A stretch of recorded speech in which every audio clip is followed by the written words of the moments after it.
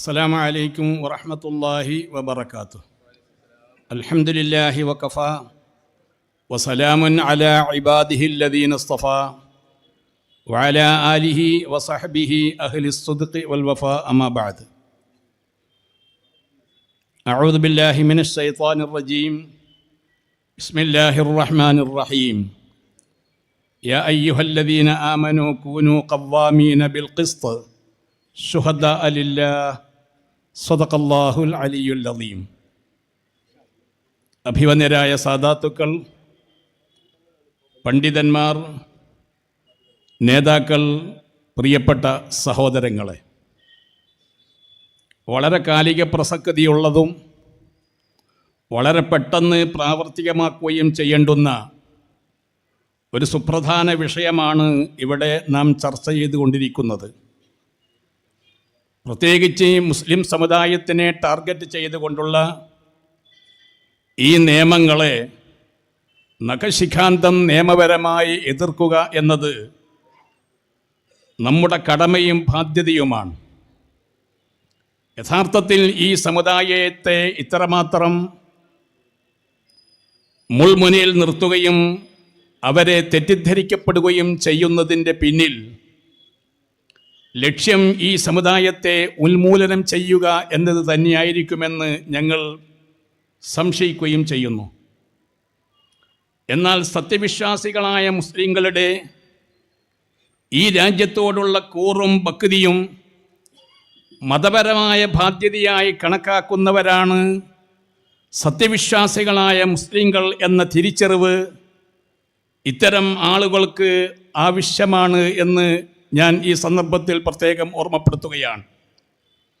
India രാജ്യത്തിൻ്റെ മതേതരത്വവും ഇവിടുത്തെ സ്വാതന്ത്ര്യവും ഈ രാജ്യത്തിൻ്റെ വളർച്ചയും ഈ രാജ്യത്തിൻ്റെ ഉയർച്ചയും അതിൽ മതപരമായി പങ്കുചേരുക എന്നതും മതത്തിൻ്റെ ബാധ്യതയായി ആ ബാധ്യത ഉപയോഗപ്പെടുത്തുകയും ചെയ്യുക എന്നത് ഞങ്ങളുടെ മതപരമായ നിയമത്തിൻ്റെ ഭാഗമാണ്.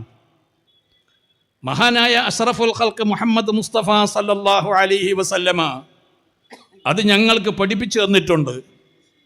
നിങ്ങൾ താമസിക്കുന്ന രാജ്യത്തിനോട് നിങ്ങൾ കൂറും ഭക്തിയും ഉണ്ടാവണം.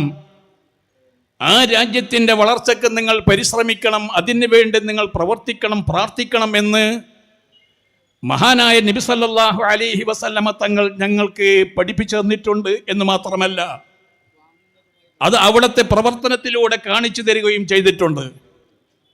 മക്കയിൽ നിന്ന് വിശുദ്ധമാക്കപ്പെട്ട മദീനയിൽ വന്ന നബി സല്ലല്ലാഹു അലൈഹി വസല്ലമ ആ മദീനയുടെ ധാർമ്മികതയിലും അതിൻ്റെ ഭൗതികതയിലും ഏറെ പ്രവർത്തിച്ചിട്ടുണ്ട്, പ്രാർത്ഥിച്ചിട്ടുണ്ട് എന്ന് നമുക്കറിയാം. യസ്രിബ് എന്ന പേരിൽ അറിയപ്പെട്ടിരുന്ന മദീനയെ അൽ മദീനത്തുൽ മുനവ്വറ എന്ന പുതിയ നാമകരണം ചെയ്തുകൊണ്ട് അതിനെ ഏറ്റവും ശ്രേഷ്ഠമായ പുണ്യഭൂമിയായി ലോകത്തോട് വിളിച്ചു പറയുകയും ചെയ്ത മഹാനായ നബി സല്ലല്ലാഹു അലൈഹി വസല്ലമ ആ രാജ്യത്തിന് വേണ്ടി ത്യാഗം ചെയ്തു, ആ രാജ്യത്തിന് വേണ്ടി പ്രാർത്ഥിച്ചു. മദീന എന്ന പുണ്യഭൂമിയുടെ ചില പ്രദേശങ്ങളെ മക്കയിൽ പുണ്യഭൂമിയാക്കിയതുപോലെ അള്ളാഹുവിനോട് ഇതും പുണ്യഭൂമിയാക്കണമെന്ന് ആവശ്യപ്പെടുകയും ചെയ്തു. മദീനയിലുള്ള കൃഷികളെയും മദീനയുള്ള ഭക്ഷ്യവസ്തുക്കളിലും നീ ധാരാളം ബറക്കത്ത് ചെയ്യണമേ എന്ന് അള്ളാഹുവിനോട് പ്രാർത്ഥിച്ചു. മദീനയിലുള്ള പർവ്വതമായ ഉഹുദിനെ നോക്കിക്കൊണ്ട്, ഉഹദേ, നിന്നെ ഞാൻ സ്നേഹിക്കുന്നു, നിന്നെ ഞങ്ങൾ സ്നേഹിക്കുന്നു, ഞങ്ങളെ നീയും സ്നേഹിക്കുന്നു എന്ന് പറഞ്ഞുകൊണ്ട് ആ രാജ്യത്തിനോടുള്ള കൂറും സ്നേഹവും ലോകത്തോട് കാണിച്ച് പറഞ്ഞു കൊടുക്കുകയും ചെയ്ത മഹാനായ നബി സല്ലല്ലാഹു അലൈഹി വസല്ലമയുടെ പാരമ്പര്യം താമസിക്കുന്ന നാടിനോട് നമുക്ക് കൂറും ഭക്തിയും ഉണ്ടാവണം എന്ന് തന്നെയാണ്. അത് തന്നെയാണ് ഇന്ത്യ രാജ്യത്തോട് മുസ്ലിങ്ങളായ ഞങ്ങൾക്കുമുള്ളത്. ഈ രാജ്യത്തിൻ്റെ സമാധാനവും ഈ രാജ്യത്തിൻ്റെ വളർച്ചയിലും പങ്കുചേരണം എന്ന് തന്നെയാണ് ഞങ്ങൾ ഉദ്ദേശിക്കുന്നത്. ആ ഉദ്ദേശ സാഫല്യത്തിൻ്റെ ഭാഗമായി നമ്മുടെ മുൻകഴിഞ്ഞ മഹത്തുക്കൾ, ഭരണഘടനാ വിചക്ഷണർ അതിനനുസൃതമായ ഒരു ഭരണഘടനയും ഇവിടെ ഉണ്ടാക്കി തരികയും ചെയ്തിട്ടുണ്ട്. ആ ഭരണഘടന ഈ രാജ്യത്തിൻ്റെ മതേതരത്വത്തെയും ഈ രാജ്യത്തിന്റെ ജനാധിപത്യത്തെയും കാത്തുസൂക്ഷിക്കുന്ന ഏറ്റവും അമൂല്യമായ ഭരണഘടന തന്നെയാണ്. ആ ഭരണഘടനയ്ക്കനുസൃതമായിട്ട് തന്നെയാണ് ഞങ്ങൾ ഇവിടെ ജീവിക്കുകയും ചെയ്യുന്നത്. ഈ സമുദായത്തെ ടാർഗറ്റ് ചെയ്തുകൊണ്ട് ഇത് ഉന്മൂലനം ചെയ്യാമെന്ന് ഏതെങ്കിലും ദിവ്യാസ്വപ്നം നിങ്ങൾ കാണുന്നുണ്ടെങ്കിൽ ആ സ്വപ്നം അവിടെ മടക്കി വെച്ചേക്കൂ എന്ന് തന്നെയാണ് ഞങ്ങൾക്ക് ഇവിടെ പ്രത്യേകം ഓർമ്മപ്പെടുത്താനുള്ളത്. ഇവിടെ വഖഫ് സംരക്ഷണം മുൻകഴിഞ്ഞു പോയ ഗവൺമെന്റുകളെല്ലാം തന്നെ ശരീഅത്ത് ആക്ട് കൊണ്ടുവന്നതുപോലെ വഖഫ് ആക്ട് കൊണ്ടുവന്നുകൊണ്ട് ഇവിടെയുള്ള വഖഫ് ഭൂമികളെല്ലാം സംരക്ഷിക്കപ്പെടാനുള്ള എല്ലാവിധ പദ്ധതികളും ഇവിടെ ആവിഷ്കരിച്ച് നടപ്പിലാക്കിക്കൊണ്ടിരിക്കുകയും അത് കൃത്യമായി സുഗമമായി മുന്നോട്ട് പോവുകയും ചെയ്യുന്നുണ്ട്. അങ്ങനെ ഇരിക്കെ ഈ വഖഫ് ഭൂമിയെല്ലാം തന്നെ താറുമാറാക്കാനും അതിനെയൊക്കെ തികച്ചും അകിടുമികിടാക്കാനുമുള്ള ഈ ഡിസോർഡറിന് വേണ്ടി കൊണ്ടുവരുന്ന ഇത്തരം നിയമങ്ങൾ ഒരിക്കലും തന്നെ ഈ സമുദായത്തെ അടിച്ചേൽപ്പിക്കാൻ ഉദ്ദേശിച്ചാൽ അത് നടക്കുകയില്ല.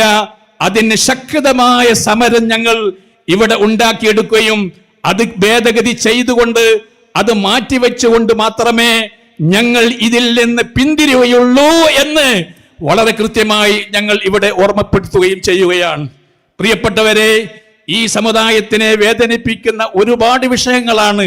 വഖഫ് പ്രശ്നമായിരുന്നാലും മദ്രസ പ്രശ്നമായിരുന്നാലും ഞങ്ങളെ ഏറെ വേദനിപ്പിക്കുന്ന വിഷയങ്ങളാണ് ഈ വിഷയങ്ങൾ.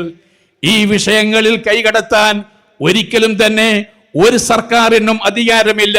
ഇവിടെയുള്ള ന്യൂനപക്ഷങ്ങളുടെ അവകാശങ്ങളെയും മതസ്വാതന്ത്ര്യത്തിനെയും പൂർണ്ണമായി അംഗീകരിച്ചു കൊടുത്തുകൊണ്ട് അവർക്കിവിടെ സുഗമമായി ജീവിക്കാനുള്ള അവകാശവും അവസരവുമാണ് ഒരു ഭരിക്കുന്ന ഗവൺമെന്റിനെ സംബന്ധിച്ചിടത്തോളം ചെയ്യേണ്ടുന്ന കാര്യം.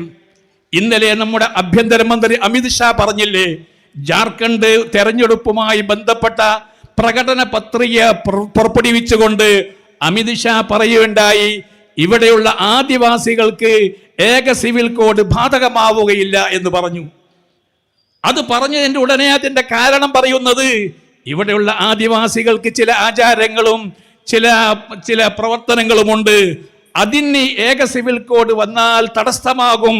അതുകൊണ്ട് അവർക്ക് ഈ ആദിവാസികൾക്ക് ഏക സിവിൽ കോഡ് ബാധകമാക്കുകയില്ല എന്ന് ഇന്നലെ മിഞ്ഞാന്ന് പറഞ്ഞത് ഇന്നലത്തെ പത്രത്തിൽ വന്നിട്ടുണ്ട്. നിങ്ങൾ ശ്രദ്ധിച്ചിട്ടുണ്ടാകും. ഞങ്ങൾ ചോദിക്കുന്നു, ഏതെങ്കിലും ആചാരത്തിനെ നിങ്ങൾ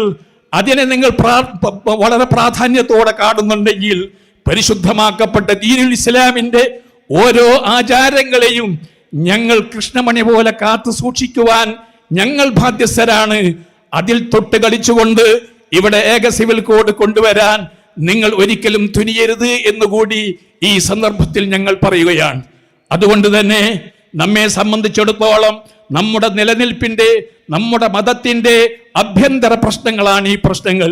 ഈ പ്രശ്നങ്ങൾക്ക് വേണ്ടി നമ്മുടേതായ ഉത്തരവാദിത്തങ്ങൾ നിർവഹിക്കുക എന്നുള്ളത് ഇവിടെ ഉമറായിന്റെയും ഉലമായിന്റെയും കൂട്ടായ്മയോടുകൂടി ഈ മഹത്തായ കാര്യം വളരെ ശക്തമായി നേരിട്ടുകൊണ്ട് ഇത് വിജയിപ്പിച്ചെടുക്കാൻ നാം മുന്നോട്ട് വരേണ്ടതായിട്ടുണ്ട്.